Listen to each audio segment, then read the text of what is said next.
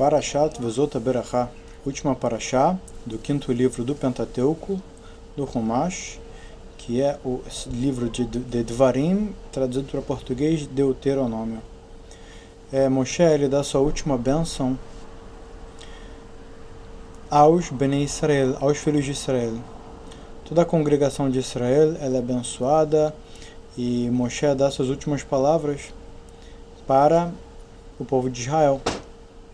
E essas últimas palavras são de louvor e de admiração ao povo de Israel, que o Midrash diz que quando Hashem foi dar a Torá para o povo judeu, no Monte Sinai, antes Hashem passou pelos outros 70 povos do mundo, pelo povo de Edom, pelo povo de Ismael, por todos os outros povos, e perguntou: olha, vocês vão querer a Torá? E aí o líder do povo, que falava por todo o povo, dizia o que está escrito nessa Torá? Não pode roubar, ok. Não pode matar não pode, assassinar não pode, então não é pra gente. Aí ele foi para outro povo, falou: olha, não pode assassinar. Ele falou: ok. Não pode roubar, não pode roubar, já não é com a gente. Se a gente tiver que roubar, a gente vai roubar e é isso. Falou: então não é para esse povo. Foi para outro povo. Falou: não pode roubar, ok. Não pode matar, ok. Tem que acreditar no único Deus como o Criador do mundo, porque assim foi. Não, isso aqui não é pra gente. A gente vai fazer idolatria, a gente vai acreditar em vários deuses, e de acordo com isso vai ser nossa religião. E aí, Hashem foi passando de povo em povo, o Midrash diz, e no final das contas foi oferecido para o povo judeu. E quando foi oferecido para o povo judeu, o que o povo judeu respondeu? Nasce venishma, faremos e ouviremos.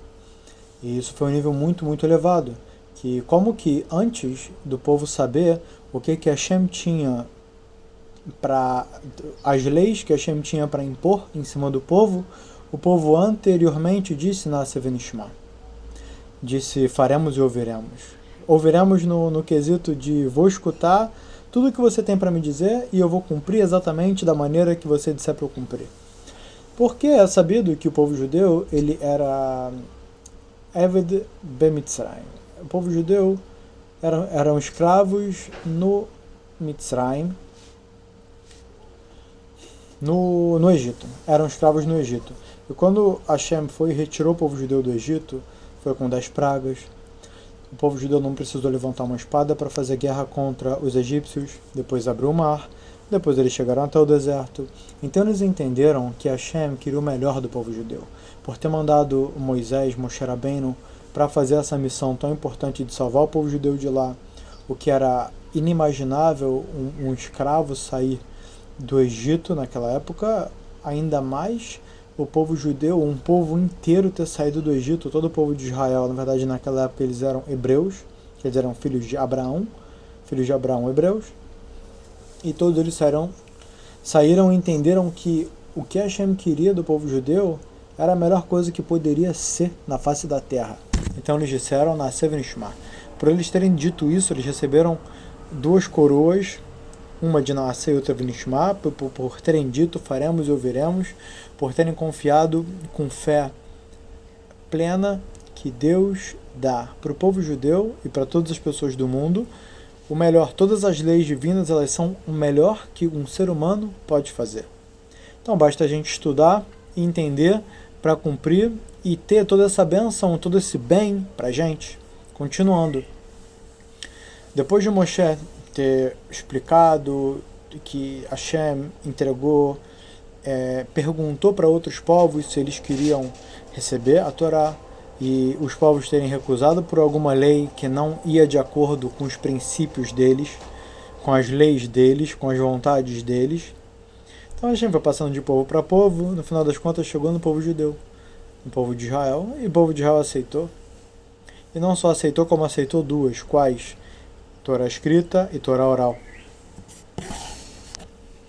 E no versículo 5 é muito interessante que é dito: sempre que o povo se reuniu como um grupo numeroso, quando o povo se reuniu como um grupo numeroso, significa que um não está contra o outro, um está a favor do outro, um está junto com o outro. com as tribos de Israel juntas, as 12 tribos, quando elas estão juntas e unidas. Assim Hashem ele é rei em Yeshurun, assim está escrito. E tem um explicador, o Alter Rebbe, que é um dos Rebbes da Hassedut, do Chabad. Ele explica algo maravilhoso. Ele diz que está ligado com Havat Israel e Yahadut. Havat Israel é quando um judeu ama o outro, e Yahadut é quando todo mundo está no estado de união, que esse estado de união ele faz com que Hashem ame ainda mais o povo, Hashem tem ainda uma aproximação maior, porque por mais que existam as diferenças, mesmo o povo, as 12 tribos tinham diferença de linguagem. Tinha tribo que falava uma letra de um jeito, outra letra de outro jeito. Isso mesmo eles, no estado que eles tinham recebido a Torá juntos, e eles estavam todos abaixo de Moshe Rabbeinu, de Moisés, e todos vieram da mesma geração, e ainda assim eles tinham diferenças de linguagem. A tribo de Efraim, está escrito que eles tinham dificuldade de pronunciar uma certa letra, e aí quando quiseram diferenciar uma tribo da outra, quando eles faziam um certo teste para saber de qual tribo ele pertencia. E você vê hoje em dia Ashkenazi, Sfaradi, os Teimanim, tem Hassiduyot, Hassidut, ou seja, tem muita diferença de vestimenta, de modo de falar, modo de pronunciar reza, o modo de pronunciar o hebraico. E é muito parecido com as tribos de antigamente, que elas foram, cada uma tinha a sua região, não podiam casar entre si, Lekatrila, assim, a princípio, mas Bideavá, da posteriori, tinha como dar um jeito de casar as tribos entre si, mulheres com homens, mulheres de uma tribo com homens de outra tribo. E a gente vê que o auge são as pessoas das tribos, elas julgarem o outro favoravelmente, e você ame o próximo como a si mesmo. E isso é com relação aos judeus. E com relação aos não-judeus, teve um rei não-judeu, não lembro o nome dele, que ele veio para Hillel e perguntou para ele, fala para mim, primeiro eles foram na verdade para Shammai, ele disse para Yeshivá de Shammai, ou para o próprio Shammai, resume para mim, por favor, toda a Torá em uma palavra, numa perna só, me fala toda a Torá numa perna só, significando, fala pra gente resumido, o que é tudo isso que vocês estudam? O que é tudo isso que vocês se dedicam em prol dessa coisa? Aí Shammai viu esse não-judeu se aproximar para ele e falar, o quê?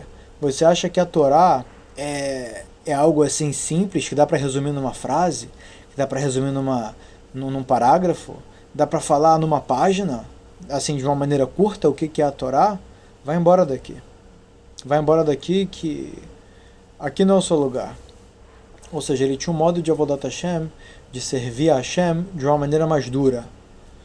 Que ele entendia que isso que o não-judeu vinha pedir para o Beit Shammai, fazer esse resumo de toda a Torá em uma frase, em uma estrofe, em um parágrafo, numa página, mesmo que seja num livro, é algo absurdo. Como para pegar algo infinito e colocar ele de uma maneira tão curta? Num livro também não, porque ele falou numa perna só. Numa perna só quer dizer realmente o tempo que uma pessoa aguenta ficar em uma perna é o tempo que ela consegue passar todo o princípio, todo o resumo do judaísmo. Então o Beit Shammai achou isso uma afronta, ele viu isso como uma afronta e como um desrespeito, como um zilzul, um menosprezo, um desprezo da Torá. Então ele falou, vai embora daqui, que aqui não tem nada para te falar. E depois ele foi para o Beit Hillel, que era uma outra yeshivá, era um outro grupo de estudiosos. Então ele chegou para o Beit Hillel, e o próprio Hillel falou para ele, olha, numa perna só, o que você me diz que a Torá toda é? E aí foi interessante que o Beit Hillel, ele tinha uma pegada, uma tfissá, mais pelo Rahamim, pelo Hesed, pela bondade, pela misericórdia.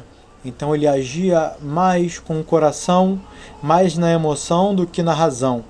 E ele respondeu algo que até hoje é um dos pilares do judaísmo, e inclusive outras religiões pegaram isso como também frase deles. É interessante, o Beit Hillel disse, assim como você não gosta que façam com você, não façam com o próximo. altisne... Eu vou lembrar. Não importa. O que você não quer que façam com você, o que fazem com você que você odeia, assim também você não deve fazer com outro, o que você odeia que faça com outro. Então a gente pode pegar exemplos práticos que são, olha, se você não gosta que te roubassem, assim também não roube o outro. Se você não gosta que te machuquem, causem um dano físico, ou te humilhem, que é um dano onaá, que é um dano com as palavras, então você também não vai fazer isso com outro. Se você não gosta que desrespeitem você ou a sua família, então você também não vai desrespeitar o outro. E isso é um conceito global, isso é um conceito muito forte do judaísmo, que ele disse para esse, acho que era um imperador não judeu, um rei não judeu, alguém muito elevado dentre os não judeus, e ele conseguiu resumir, entre aspas, numa perna só, que significa, de uma maneira muito encurtada, muito resumida, o que significa todo o judaísmo. E o conceito é Mashesanu alecha, no que te odiaram, al tasere haverecha. Não faça isso também com o próximo, com seu próximo, com seu amigo. Então aqui a gente vê, entre os judeus e entre os não-judeus, padrões de união, que eles vêm mostrar pra gente o quanto Hashem gosta e o quanto Hashem valoriza esse tipo de atributo, que é o atributo da união. Eu queria até falar sobre uma parte de um áudio que eu disse no grupo do Telegram, que é algo muito, muito importante, que tem justo a ver com a Parashá e com esse tema de união, que é qual a diferença entre a reação de Hashem quando a geração do dilúvio, foi na geração de Noé, que Noé foi salvo com sua família porque ele era o tzadik da geração, ele era o justo da geração, e o resto da geração era de pecadores. Em contrapartida, com outro caso, outra situação que aconteceu, que foi Dora Palagá, que foi quando fizeram a Torre de Babel, o povo se uniu para subir uma torre mais alta possível para afrontar Deus, para querer dizer, nós não estamos de acordo com as leis que o Senhor deu para os seres humanos, nós queremos as nossas leis, nós queremos fazer as nossas vontades. A gente quer estar independente de roubo, independente de assassinato, independente de se Deus é um ou não, independente de todas as leis sobre o que está escrito, eles queriam estar além disso. Eles, os próprios seres humanos, queriam ditar as regras.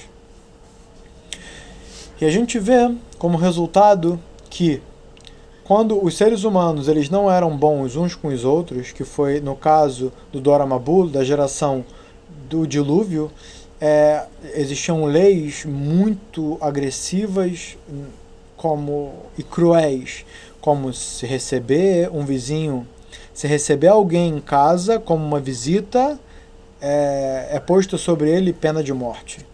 Sabe? E existiam camas encurtadas que caso alguém viesse para dormir na casa, então botava a pessoa naquela cama e cortava as pernas na medida da cama para ficar na mesma medida. Parece absurdo, mas estranhamente era naquela época as regras dos seres humanos. Mas a gente não vai entrar muito no assunto sobre a geração do dilúvio, que como foi uma época de antes do dilúvio, antes de uma mudança muito brusca e muito agressiva na criação como um todo, como ela era e como ela se tornou. Isso a gente até fala em 3 partes de uma entrevista que eu fiz com o Rav Shimshon Bisker, perguntando para ele todos esses temas polêmicos sobre o dilúvio. Vale a pena conferir no canal. Eu vou deixar na descrição e nos comentários o link dessa entrevista, para você que ainda não viu. E teve o que lá a gente vê que as pessoas elas tinham uma itnagdut, elas eram umas contra as outras, e na Torre de Babel a gente vê que todos eram unidos contra Deus. Qual foi o resultado? No dilúvio o próprio rótulo da geração, a própria descrição da geração já diz o que aconteceu. Um grande dilúvio de água fervente, enxofre, destruiu o mundo inteiro. A arca de Noé salvou só a família de Noé, daí pra frente. E a gente vê que Dora Plagar, que eles subiram essa torre, aconteceu o quê? Deus espalhou eles pelo mundo, Deus trocou a língua deles, Hashem fez outros métodos, não destruiu ninguém. Hashem simplesmente fez métodos com que essa união se desfizesse e as pessoas tomassem outro rumo de vida. E a resposta é: quando as pessoas elas não têm união entre elas, elas têm desavença entre elas, elas vão ter um nível mais rebaixado, porque são dois níveis. Um nível é entre uma pessoa e outra. A pessoa tem total discernimento. Deus deu o cérebro para o ser humano e deu discernimento para ele entender algo muito básico. Assim como a gente não gosta que façam com a gente não vai fazer com o outro. Se a gente gostar, se nós gostaríamos de ser recebidos por uma família, caso fôssemos para uma cidade distante, desconhecida para a gente não tem onde dormir, a gente vai querer ser recebido pelo outro. A gente não vai querer que deixem a gente na rua e não deem comida, e não deem água, e não deem nada. Então esse é o nível de entendimento mais simples de todos, que o ser humano está obrigado a cumprir. Que é algo muito... Um animal entende isso com o outro. O animal sabe que se ele morder o outro, ele vai machucar o outro. É algo que é muito básico. Já quando o ser humano está unido contra Deus, Deus é muito elevado, ele vai entender Deus. Quantas religiões tem por aí confundindo a cabeça da pessoa, disseminações de mentira pelo mundo, até a pessoa chegar no judaísmo, até a pessoa chegar na verdade do mundo, que é o Pentateuco, que é todo o Tanar, que são os 35 livros originais que foram recebidos por Moisés, por Moshe, no Har Sinai, no Monte Sinai. São poucas as pessoas que elas vão ter essa oportunidade de se aproximar, de entender e de saber como lidar com Deus. Elas vão saber como lidar entre elas mesmas. Então por isso que a união, na época do dilúvio, ela foi zero e a destruição foi total. E também a gente vê que Sodoma e Amorá e as outras cidades em volta, outras cidades satélites, que era Sodoma e Gomorra, e as cidades satélites que tinham as outras, elas foram 100% destruídas pelo mesmo caso, que as pessoas elas também tinham essas mesmas leis da época do Dora Mabul, na época da geração do dilúvio, e elas foram totalmente destruídas, porque entre elas mesmas elas não tinham respeito, roubavam entre elas. Existia um tribunal que, se viesse alguém reclamando que uma terceira pessoa bateu na segunda, uma primeira pessoa bateu na segunda, então esse que apanhou e ele foi no tribunal reclamar, ele deve pagar para aquele que bateu. Ou seja, pega a legislação e inverte ela. Assim que era na geração do dilúvio, assim que era em Sodoma e Gomorra e nas outras cidades satélites. E por isso elas foram destruídas com enxofre, com uma destruição completa e não sobrou ninguém. Agora, quando as pessoas se unem, se respeitam, entendem que pelo menos a relação entre um ser humano e outro é algo que deve ser cuidado, é algo que deve ser respeitado, só que ela não entende quem é Deus, ela não entende quem criou Deus, quem criou o mundo, e ela tem dificuldade nessa relação que é Ben Adam Lamakom, que é o ser humano com Deus. Então logo ela vai ter uma punição menos severa. Vai ter punição, porque ela tem ainda assim discernimento para entender que uma estátua não criou o mundo. Ela tem discernimento para entender que um ser humano não criou o mundo, que nada criou o mundo, a não ser um sol não criou o mundo, a lua não criou o mundo, nem um astro criou o mundo. Absolutamente Hashem Itbarach, Hashem bendito seja ele, criou o mundo. Então disso a gente entende qual que é o valor da união, assim como o nosso quinto versículo dessa paraxá também trouxe, assim como o Alter Rebbe, que foi um dos Rebbe de Lubavitch, ele também trouxe para a gente essa expressão, esse atributo do ser humano de união, dele realmente não falar mal do outro, dele ver o outro com bons olhos, dele querer se unir ao outro para um propósito positivo e bom.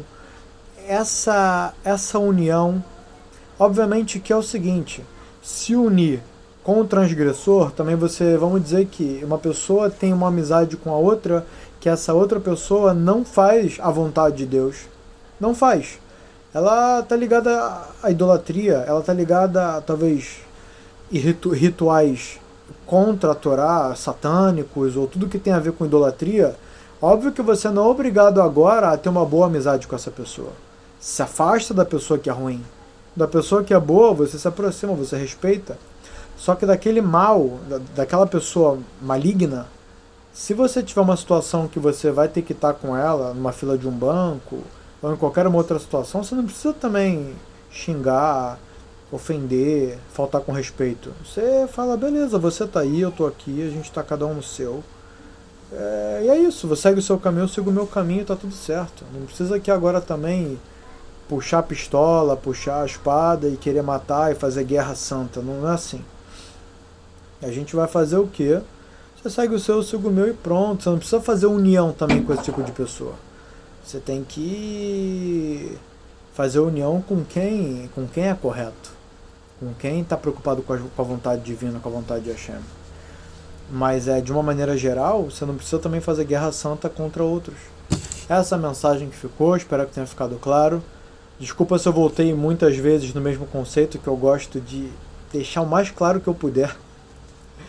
E se ainda assim não ficou claro, bota nos comentários, por favor, uma pergunta, que eu vou me esforçar para responder. Valeu, galera, até a próxima.